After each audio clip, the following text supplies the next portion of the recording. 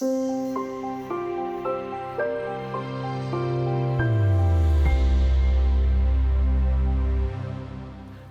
the stock market at the top and buy back in again at the bottom.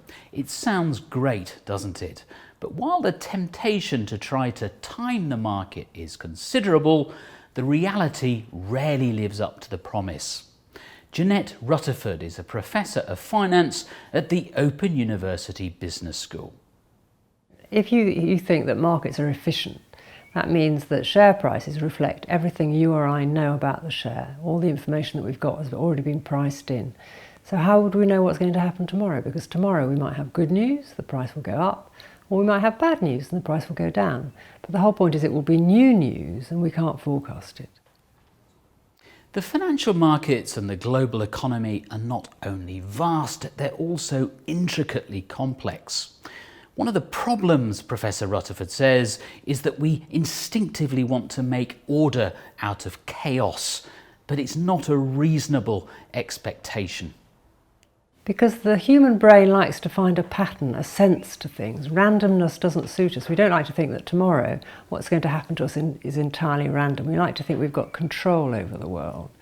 So that's the problem. We think we can see patterns in past share prices. We think we can see movements going up. So we think if we buy here, if we bought here last time, we'd have made money. So why don't we do the same thing this time with the same picture and we'll be rich? But of course, that's a different environment and different things will happen and you won't make money. So all these things are biases in our behaviour which come from generations back of behaviour, and there's not much we can do about it. But the best thing to do is to just keep your portfolio long term, and on the whole you will do reasonably well.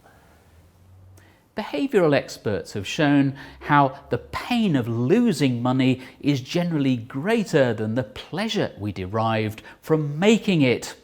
With equity investing, you can lose money, at least on paper, very quickly.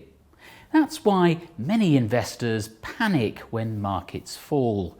The key is to have a much more long-term focus.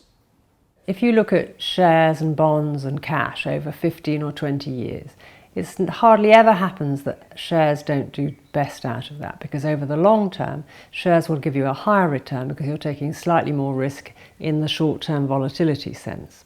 The share price can go up and down. If you have to sell on a particular day, you might not make as much money as you expected. But in the long run, you will do very well with shares because on the whole, they earn a higher return.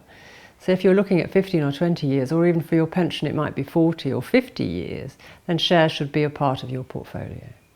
This approach might sound simple, but it's often not so simple in practice. Having a financial advisor, or at least someone you can turn to for an objective opinion when you're not necessarily thinking straight, is extremely valuable.